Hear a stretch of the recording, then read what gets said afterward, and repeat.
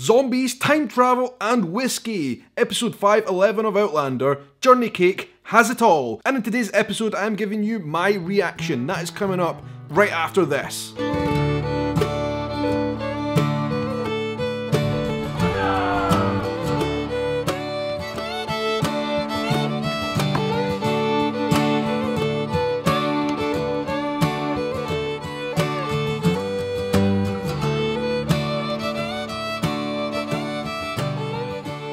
Hello everybody, how are you doing? Welcome to my channel. My name is Sean and I'm a YouTube vlogger from Edinburgh in Scotland, and in today's episode I'm reviewing episode 511 of Outlander, Journeycake. What an absolutely bizarre and fantastic name for an episode of Outlander. Right here on my channel I review Outlander because it is the show that connects Scottish people with their ancestry. It connects Scottish people with the journeys that they took around the world, from Scotland to places like North America, and in Outlander we're talking North Carolina, Fraser's Ridge. It's great to see you all here. Thank you very much for joining in, and if you are new, please do not forget to hit the subscribe button down below and then you won't miss anything from here on in. Today's episode 511 was actually written by Diana Gabaldon herself, which is quite unusual and a special case. She is closer to the storyline than anyone else, and with her direction with the words, the writing, the actual base of what they're saying in the show, this was an episode that was sure to delight not only book readers but also people who have just watched the TV show,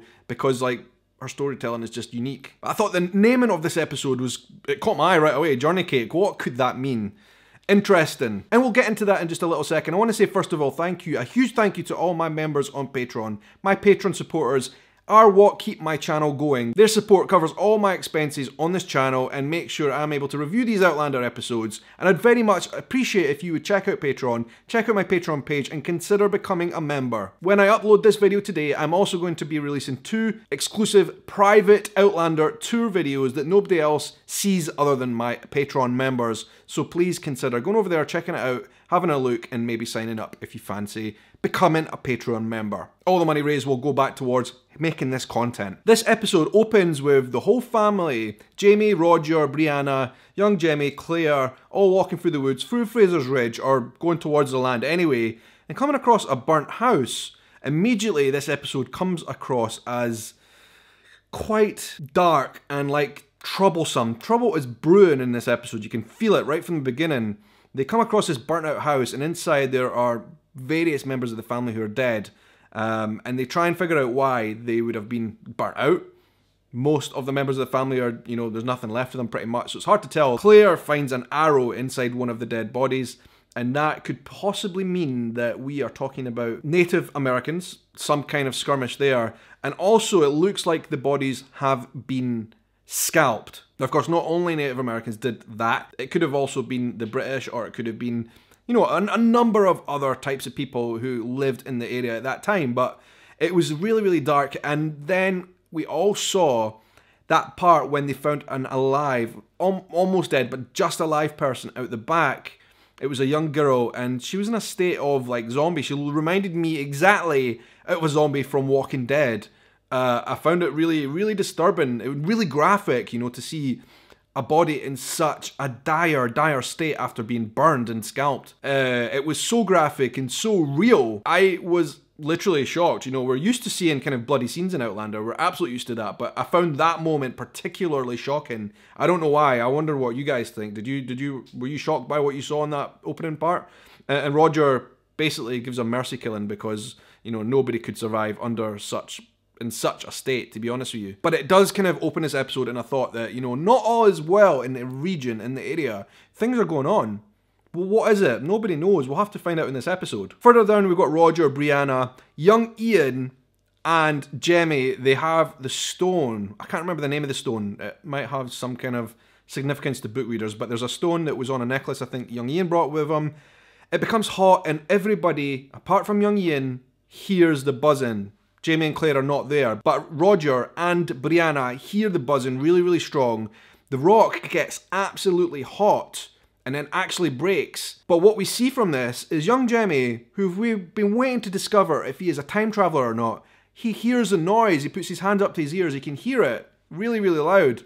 Brianna and Roger immediately think, yes, he's a time traveller as well, he can come with us, that means we can go home. And then the title Journeycake starts to become a bit more relevant into what we're thinking here. Still though, there's something dark and marauding in this episode. In the background brewing, at Fraser's Ridge, we see Mr. Brown, that horrible, awful man, and his men come back to Fraser's Ridge. I just don't like the sight of the man. I really, really dislike it because, well, we know how he broke Claire's syringe on the floor with the penicillin. This is just an awful man. I really dislike this character. There's also a few other new characters that are along with him. Anyway, they're asking Jamie, they want Jamie to raise his men, his militia, to go fighting, to basically ward off these people who are burning cabins. Because it seems to be, you know, a wide-ranging thing. Not only in Fraser's Ridge, but around about. There's quite a lot of families who have been burned out and suffering, so these men have taken it on themselves.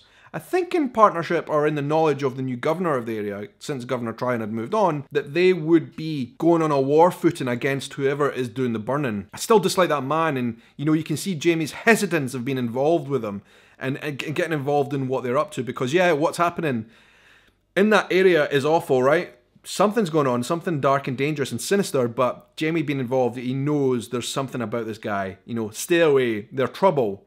Even though the Browns came to help Jamie during the battles with the regulators, he's definitely not a man you really, really want to be involved with, unless absolutely necessary, and Jamie doesn't see it necessary, so he goes away and thinks about it, but ultimately declines his offer of being involved in this mission to try and find who's burning the cabins in that region. We don't know how widespread this is, but certainly the big worry is that whoever's doing the burning of these places might end up coming to Fraser's Ridge. And as we are already getting an inclination that Roger and Brianna and young Jamie are probably, maybe, thinking about travelling, that's less people on the ridge, that's less people that Jamie can call on to defend the area. Speaking of Fraser's Ridge, that means we've also only got 2 episodes, this one and one more, to go until the end of the season, and then a very, very long Droughtlander. You'll find a lot of related merch down below in the link that I have put with a 10% discount. Just use the discount code season5 at checkout, and then you will be good to go. A couple of weeks left to get this stuff, and then it will be gone. Check out the link down below. But yeah, like, a couple of episodes left, and if you've watched this one already, you're only down to 1. Which I'm in that situation as well. And you know what? It feels like this episode, there's a lot to be resolved. You know, right from the beginning, we can feel like there's a lot to be resolved. And with only 1 episode after this one, you know, what is going to happen? And after I've done this review, I want to talk to you briefly about kind of more real life stuff, about when Outlander is going to be filming for the next season and when you might expect to see another episode. And guys, I don't think a lot of you are going to like what I'm going to say, but anyway, hang along to the end because I think that's a conversation worth having. The awful Browns, what are they doing? Get them out of there. You don't want them hanging around like a bad smell. Like, they're just not people you want to have around. But Claire, anyway, attends to Mr. Brown's wife, who he is obviously abusing. She had a dislocated or a broken wrist, I think it was, which Claire helps to heal. Mr. Brown snooping around, and he sees stuff in the drawer that he really should not be seeing, which is not going to help Claire. And I think, you know what? From that moment, I knew these guys were going to be trouble. I knew that this was going to come back at some point in this episode or another, that these guys would come back, especially with Jamie declining the offer to help them out in war. You know, I thought, you know, this is going to come bad, this is going to come back. We're right to be wary of these people. And obviously, Mr. Brown has brought all these new characters. I don't know if we're going to be playing in a big part or not, but they're all sinister, the whole lot of them. One thing I loved in this episode, absolutely loved it, is young Ian having a conversation with Jamie and Claire. You know, he knows they have secrets, he knows they have big secrets, and he wants to know. He's curious because he's got secrets of his own, but he wants to find out what is going on. And then he has that conversation with Jamie and Claire, which turns into a more private discussion. And I was so frustrated. I hate this because one of the things I love most in Outlander is when I've seen the conversations of people who don't know about time travel from the olden times being told about time travel. I find that concept absolutely and utterly fascinating, and I want to see more of that dialogue. I want to know what they talked about. But of course in Outlander they never ever let us see that. Very rarely they let us see those conversations. But we know it's going to take place. Young Ian and Jamie and Claire, they're about to reveal all about their time travel, about Claire's time travel, and about Roger and Brianna, and they're about to reveal it to young Ian. Eventually he is let on the secret. He is going to be told about everything, and they do it there in the episode, but they close the doors and they don't let us see what happens in that conversation. I would have loved it.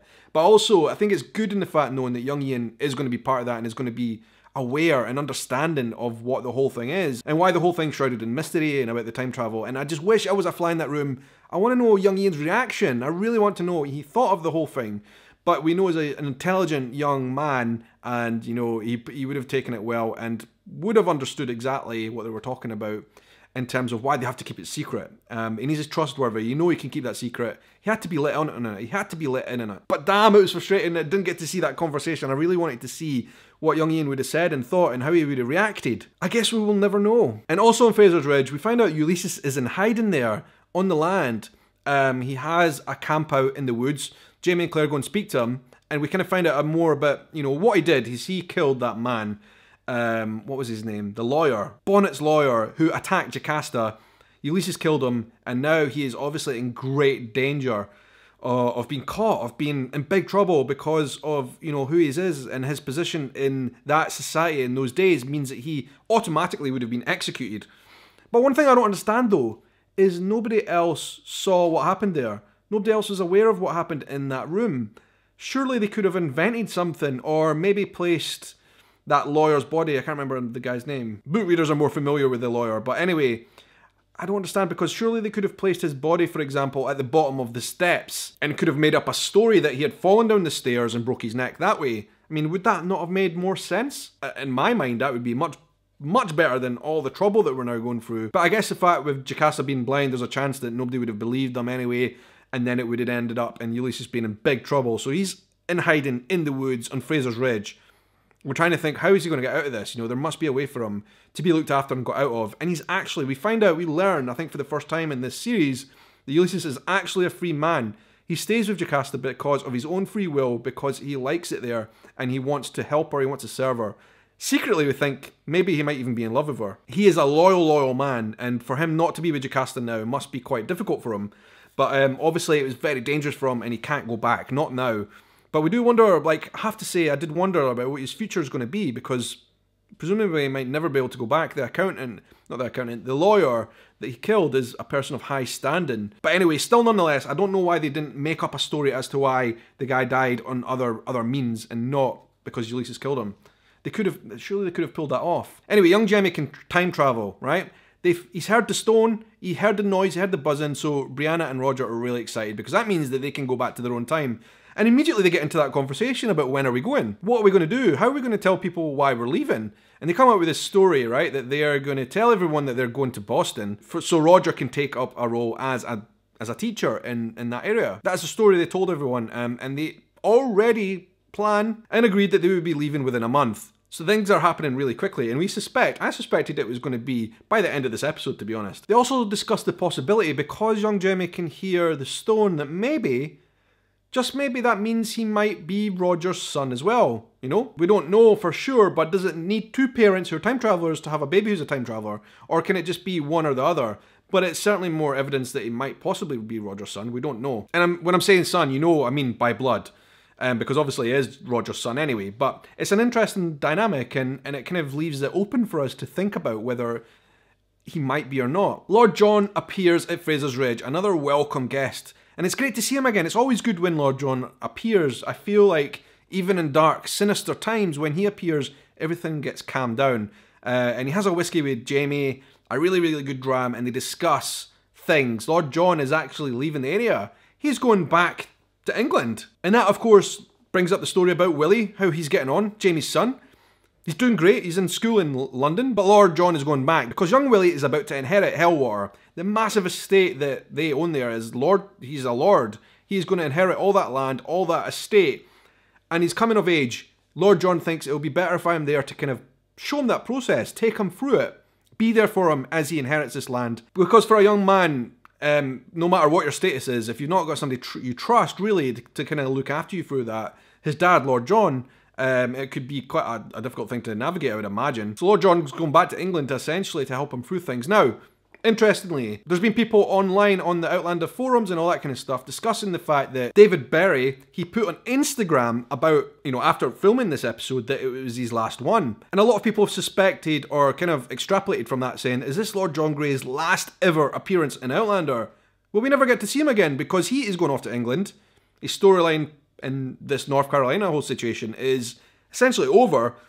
So what happens next to Lord John Grey? Do we see him again? You know, people have taken what David Berry said on Instagram and made it out as though, you know, that's the end of it. And I think that is interesting, and it potentially could be, but I think we also have to remember that at that point, even now, because of the whole situation, they haven't started filming Outlander yet. So David Berry will not have known, you know, what was going to come next, really. You know, whether they're going to be filming another season, whether he's going to be involved in all that kind of stuff. He probably wouldn't know too deeply about all those types of things, certainly at the time they filmed the last one and the direction the new season's going. So I don't think what he said necessarily meant for sure that he's never going to come back again. I think it's just like the kind of closing for him in a season. So he made it through all the way to almost the last episode. Done pretty well there, I would say. And I think it's probably to be expected that we won't see him again in the season. But Lord John Grey is talking about this journey, and it's another element to this whole journey story throughout this episode that we're kind of getting, we're going to see more of this, right? Lord John said he's going to miss a lot about the region and his time there, and he's going to miss a lot of the people that he knows there.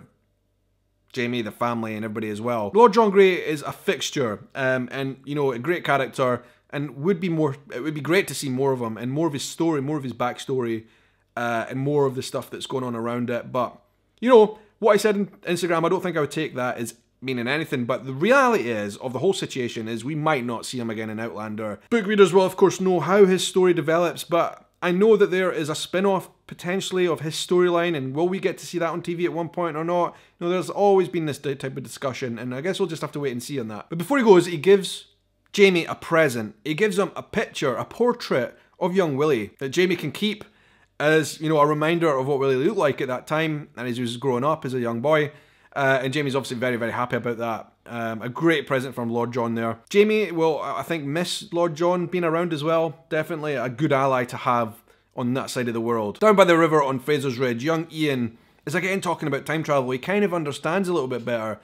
And he's thinking to himself, I wonder, because we know he's got a story of when he was with the Mohawk, we know that something terrible happened to him in terms of a partner that he had, a relationship with a woman. We know something went on there, but we don't know what, right? But he starts to try and tell it to us, right? He's saying, can you time travel, Claire? Can we go back in time and fix something that happened? But Claire's telling him it doesn't work like that, you know? It's not as if you can just choose a time, any time in history, and go and make things right. Young Ian's really upset by this. He doesn't understand that. He wants to fix it. He thinks, well, sure, if you can time travel, you can just do about anything you want, right? You can go in any time and period, but Claire explains to him, you know, it doesn't work like that, and unfortunately, he won't be able to help you. But at least we know more about young Ian's story now. There's definitely a woman involved, some kind of heartbreak with a man and his wife. So what did young Ian get up to, and are we ever going to get to that story? I'd be really fascinated to see how that develops.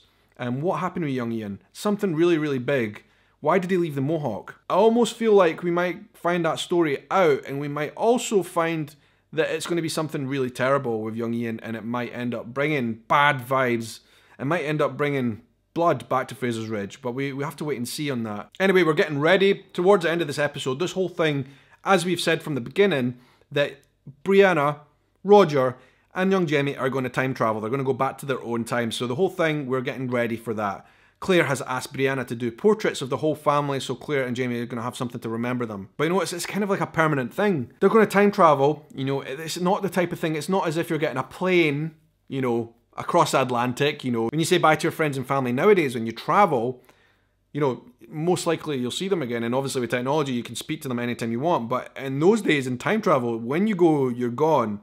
You know, we know Claire went and then came back again and all that, but we can pretty much say for certain, once you time travel there, are you going to see each other again? Probably not, so it's going to be a big moment. So there's a lot of things to get off everyone's chest, essentially. Jamie tells Brianna all about Willie, that she's actually got a brother, and she's delighted by this. Shows in the picture. Brianna also has this discussion with Lord John Grey, tells him that she knows about it. I think the whole thing's just fascinating. It's a great, great way, but it's always leading up to something that we're saying goodbye. This is a journey. Lord John Grey's leaving. Brianna and Roger are leaving. Everyone's leaving, and it's all getting a bit much. We hear Bonnie Banks of Loch Lomond, the song playing as everybody gathers for dinner. They're having their last meal before Roger, Brianna, and Jamie make their journey back in time. No, forward in time. To their own time. So they can get back to their life, really, because they know it's safer. They know that a war is coming. The Independence War is going to be bad and bloody. You know, I'm sure they would take Jamie with them all, and they would all go if they could, but they can't.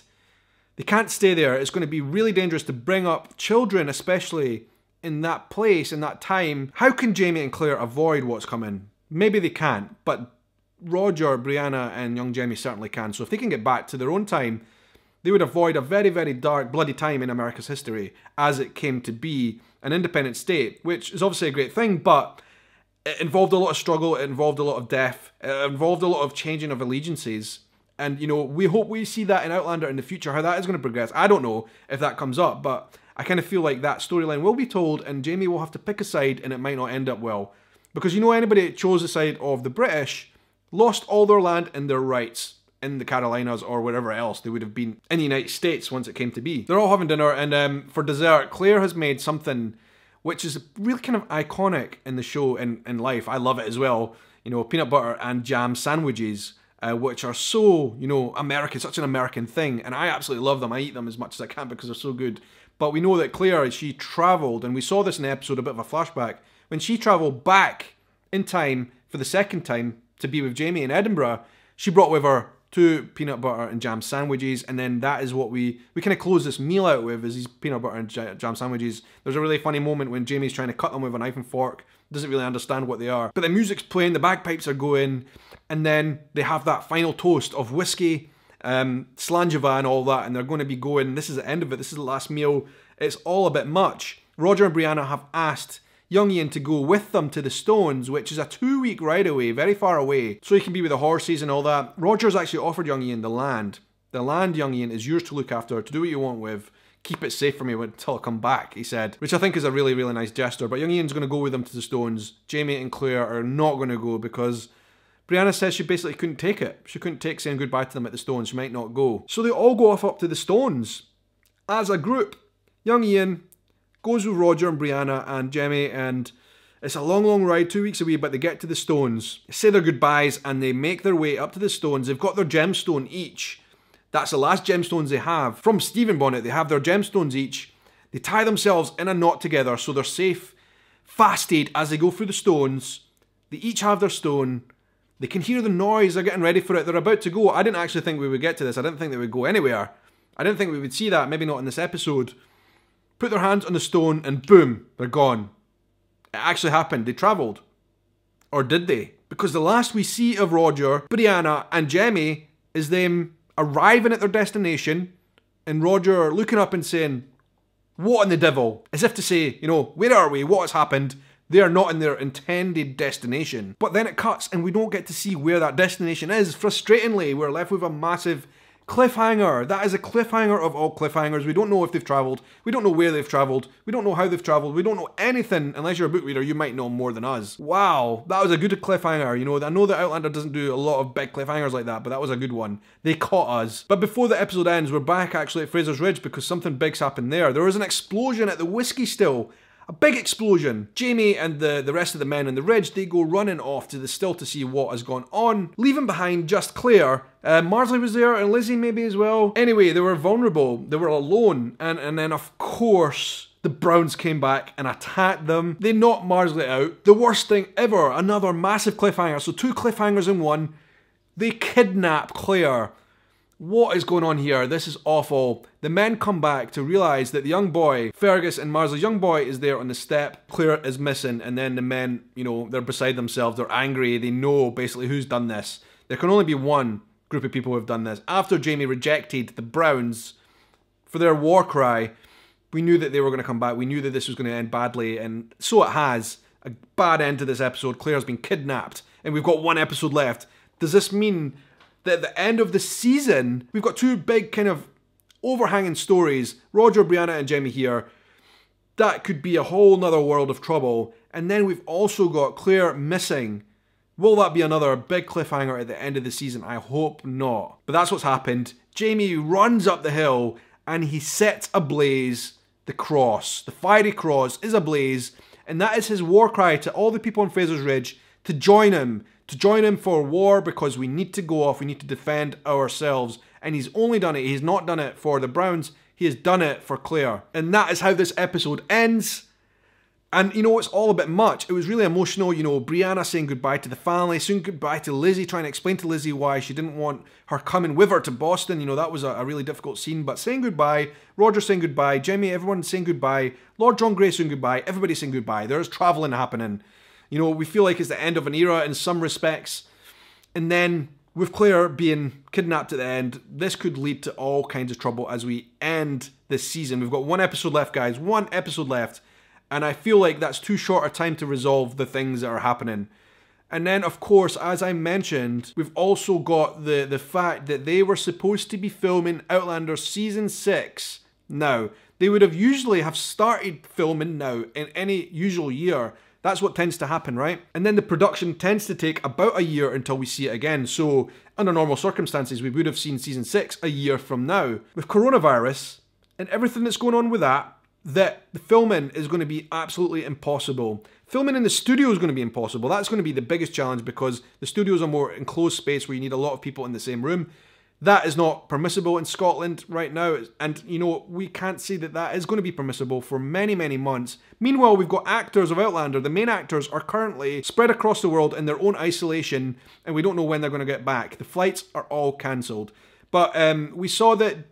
But there was a thing on Twitter last night, a Q&A where Sam Heughan put that they are due to be filming, actually. Somebody asked a question to Sam, and it was good of him to answer this because a lot of people will be wondering and anxiously waiting to answer, is that they are due to film again in the autumn, in fall.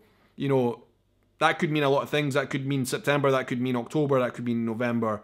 But right now, and I've actually done a video on my second channel about people who want to travel to the UK right now and what I would suggest. And even then, you know, September, October, November, we can't be sure at this stage whether that is going to be possible, right? We can't be sure because of flights and travel. We can't be sure for a number of reasons. You know, it's difficult to say whether, you know, social distancing will still be a thing, whether the virus will have rebounded or not. We hope not. We hope things are back to normal, but the new normal is going to take some time to kick on through, I think. You know, we're talking probably 6 months to a year before we're fully back to normal, and will people be able to film under their circumstances? So I think, to be honest, the autumn is even a bit ambitious, right? Fingers crossed that is when it will happen, but we cannot be sure. And if they start filming in the fall, I think it can be safe to say we will not see Outlander 6 until at least the middle of next year. But more likely it would be a year from when they start filming, so it would be the fall of 2021. So basically what I'm telling you guys is this Outlander is going to be maybe the biggest one of all. It's going to be, you know, at least a year and a half wait, and I think personally, in my opinion, until we see the next season of Outlander. This is all just me guessing and, you know, giving my opinion based on what I know about the virus situation here in the UK right now. And we all hope things get better and back to normal really quickly. But, you know, there are signs that, you know, it's not just going to snap and we're all back to normal. There's going to be a knock-on effect. And filming is a very, very hard, logistically hard thing to do. And to get it all together for the next season, I think is going to be a tough one. And I think basically what it means is the next Outlander is going to be huge. But just prepare yourself. The next Outlander, I think, could be one of the biggest we've ever had to endure as fans of the show. Distance makes the heart grow fond and all the rest of it. Anyway, that is my reaction to this episode 511 Journeycake. I guess that is something to do with the peanut butter and jam, that name. I really liked it, and the fact that Diana wrote this means that the whole thing was impeccable. The acting was great across the whole thing. Everybody played their part and was great. Young Ian, again, I think really came through in this. But I would have loved to see the conversation about time travel. Anyway, I would love to know your thoughts down below about everything I've talked about, my review, my reaction, and also about the next season filming and all that. Down below in the comments, let me know what you think. Great to speak to you all as always, and until the next one, until the one more Outlander review we have of this season, hope you have a good night, morning, evening, afternoon, or whatever time of day it is wherever you are in the world. Take care.